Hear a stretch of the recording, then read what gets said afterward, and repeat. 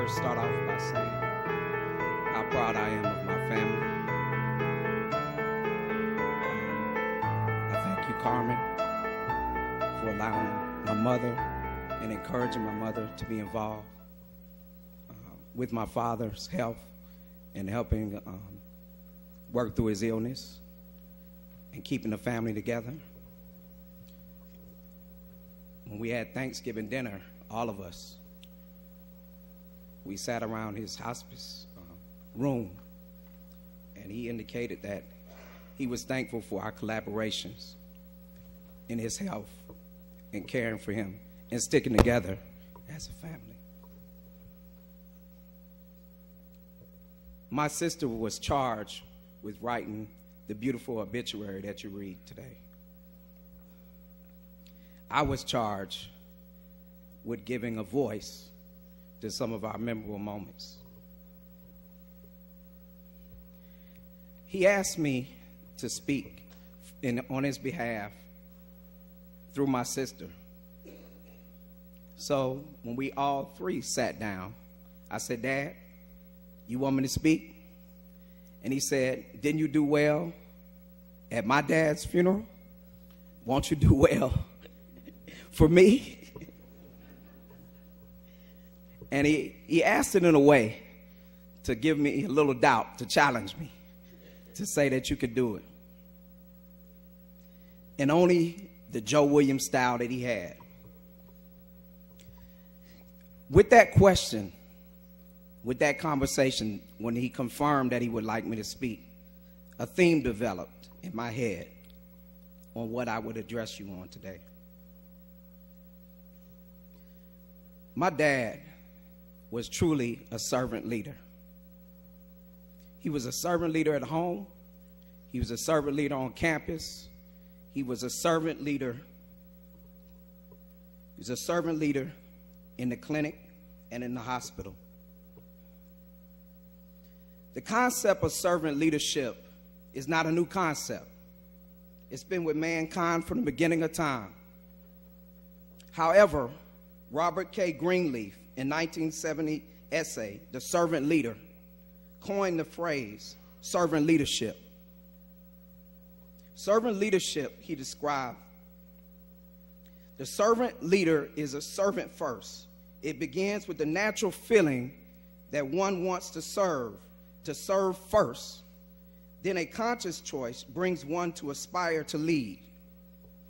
After studying Greenleaf's work, Larry Spears identified 10 characteristics critical to development of a servant leader.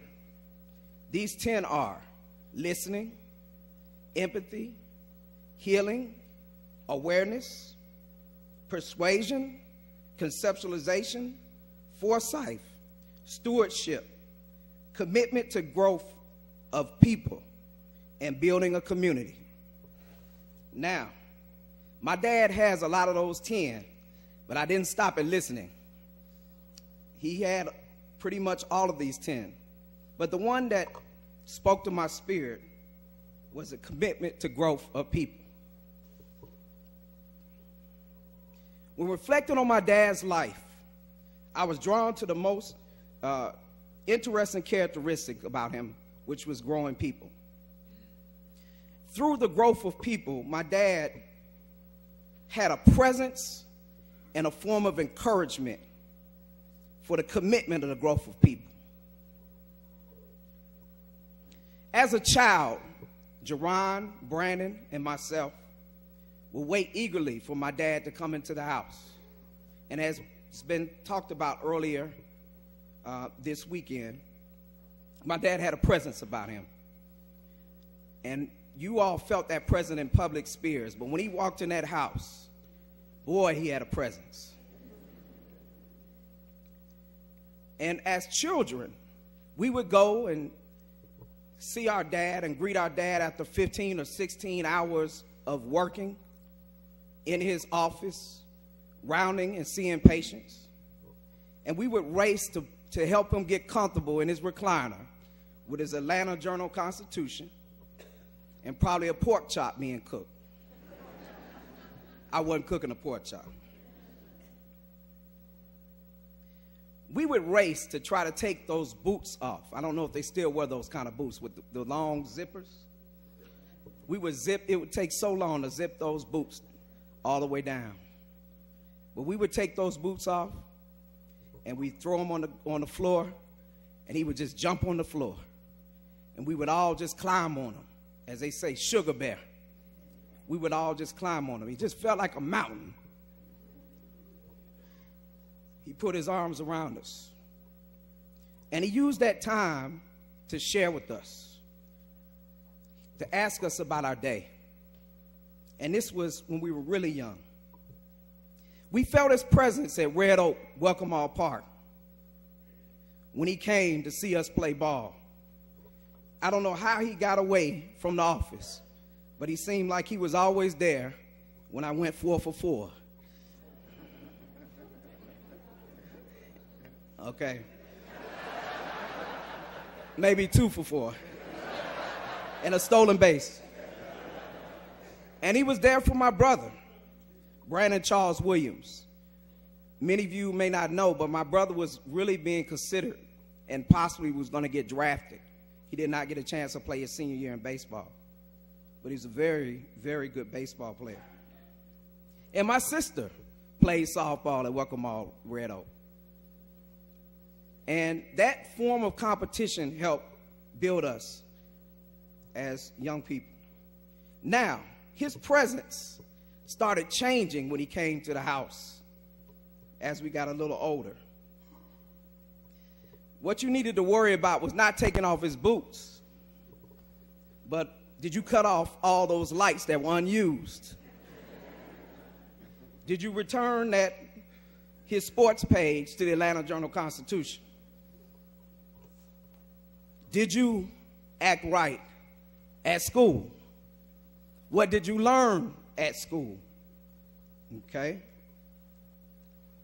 Another thing about his presence at the home was our opportunity to observe him as a man, as a father, as a scholar. My dad would read every medical journal that hit the mail. He would watch videos. He would stay up all night trying to figure out cases. After he worked with us and talked to us about our day. What I have described to you in my first bit of comments, I don't have a time limit, by the way. In my first bit of comments are 2 things we share in our fraternity together, which is manhood and scholarship. I later got an opportunity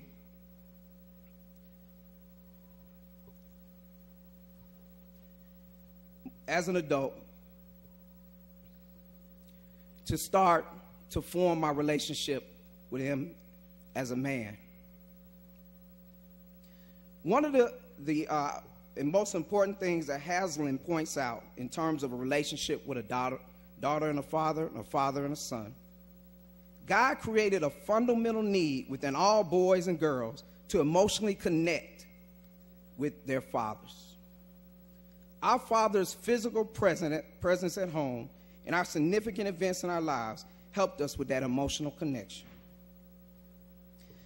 I was a young man coming back from Florida A&M, and my dad made one of the most important phone calls of his life for my life. He called my long-term mentor, Dr. Reuben C. Warren, and asked, would you give my son an opportunity to explore public health?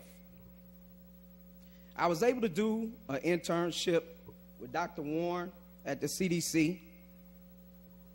And in 1995, Dr. Warren overheard me have an argument with my dad over the phone. I don't know why I was on the phone making a personal call, but I hope the Office of Management and Budget doesn't come looking for me. But nonetheless, Dr. Warren overheard that conversation. And at that critical moment, he pulled me into his office. And he said, Kevin, I want to share something with you. I reconciled with my father on his deathbed.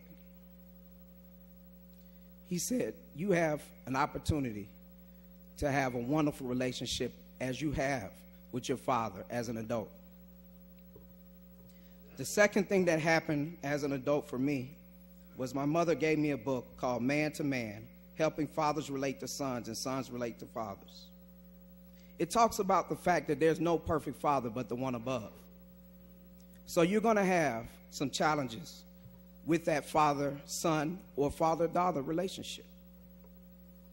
After reading that book and speaking with Dr. Warren, I realized that it was on me to make sure that me and my dad had a wonderful relationship. As was said last night, my dad really didn't have good phone maintenance. If you call his cell phone now, he never set up that voicemail. Never set up that voicemail. And he can't blame it on technology because flip phones could do that.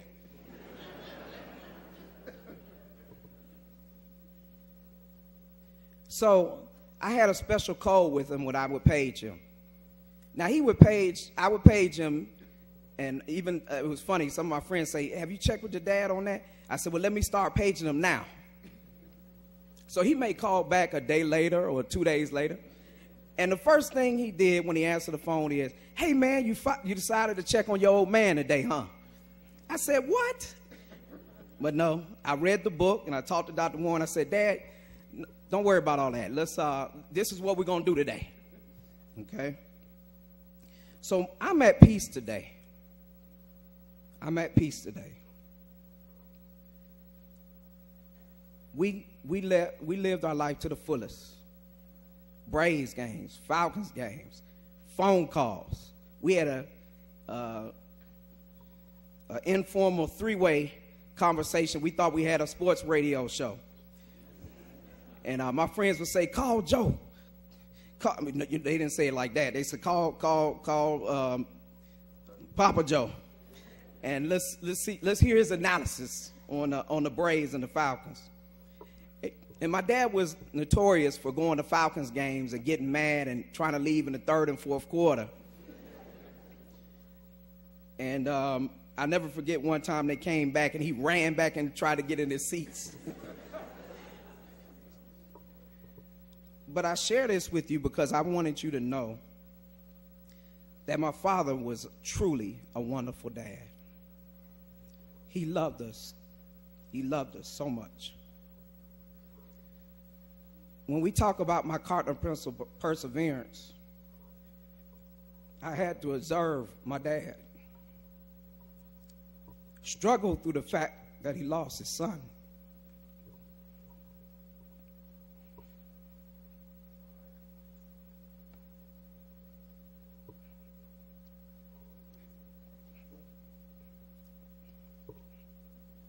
He's with him now, though. But he persevered. Every one of those men at Morehouse, you were his children. You have to share your father, and you have to allow your father to do what God, every individual to do what God has put them on this earth to do. So when I became a mature man, I was very proud of the fact that I was sharing my dad with all of you, because he was doing what he was supposed to do. Encouragement under the growth of people was all my dad was about. My dad was not a self-promoter. He was a promoter of other people. He always talked about, if you were good at something, he always would say, that's the best person I've ever seen do this. I never forget when he called me in my dorm room at Florida A&M and said, there's a young man that I have at Morehouse College, and I'm the team physician for in basketball. And this young man is going to the NBA. At the time, no man had ever left Morehouse and made the NBA. But guess what? That young man he was talking about was Harold Ellis. And as you know, he played 3 years in the NBA. I would drive 4.5 hours to come support my dad, watch this person. He felt like he was a scout. He said, Harold's going. Harold's going. I text my father. I text Harold and let him know that my father was sick. And Harold's reply back was, "Your father was such an encouragement for me. He's one of the greatest mentors I ever had. As soon as I got to Morehouse, he believed in me. He said I could do it, and I believed every minute of it." My dad was an encourager. He was an encourager of patience. I had a friend make a post on Facebook the other day. One of my friends who went to high school with me, he was a little bit older than me, at Benjamin Mays. He made a post and he said, "My last visit to your dad, he was reviewing my lab records.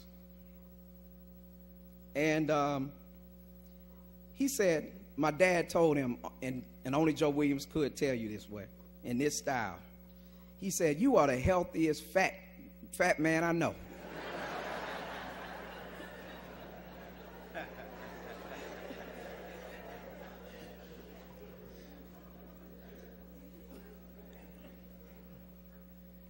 But that's the type of humor that my dad could give you.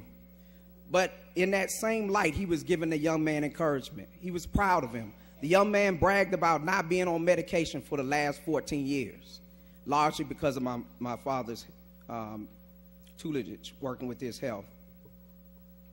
Another example of his encouragement, one of my good friends and one of my son's godfathers, William Packer, and his son, Dominique, visited my dad in the hospice. And Will's a little famous, but my dad, of course, is my dad. He said, I said, "Dad, you remember Will? You know, he's had 4 #1 movies, you know." My dad said to Will, he said, "Man, you're going to be famous one day, man. You're going to be famous one day." He just had a presence about him. He always encouraged people. So my classmate called me and said, "Kevin, or Pee-wee, what do you need from me today?" And I indicated I need her to pick up the programs. But in her own subtle way, Michelle Wilson said, "You know, I know that you're going to give them a take-home message about your dad." I said, "Wow, you know, this is an hour or so before the program. You're saying that." But I said, "You're right. I do have to do that." In honor of Big Joe, I'm challenging you all now. I'm asking you to commit. I'm asking you to recommit to the commitment and growth of other people besides yourself. I'm asking you to love Jesus harder, your family harder, your friends harder, society harder. I'm asking you to go out, like my dad always talked about, Benjamin Mays, go out and do things for others. Make your mark. That's what he did. So that's what I'm asking you to do. And I promised my dad I would read his favorite poem, The Bridge Builder by William Allen Domgrove.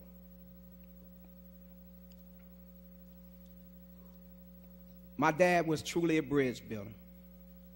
And the Bridge Builder poem goes as such. "An old man going a lone highway came at the evening, cold and gray, to a chasm vast and deep and wide, through which, flowing a sullen tide, the old man crossed in the twilight dim. That sullen stream had no fears for him. But he turned when he reached the other side and built a bridge to span the tide. 'Old man,' said a fellow pilgrim near, 'you are wasting strength in building here. Your journey will end with the evening day.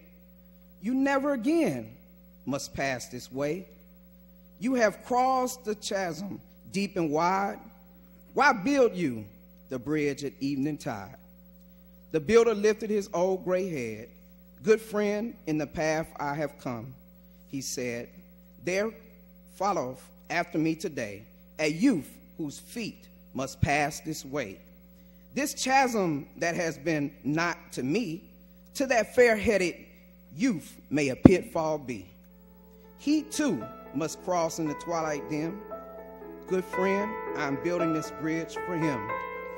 Morehouse men, Omega men, guardsmen, Christian men and women, my dad has built a bridge, and he's up with Jesus. It's up to us to go next.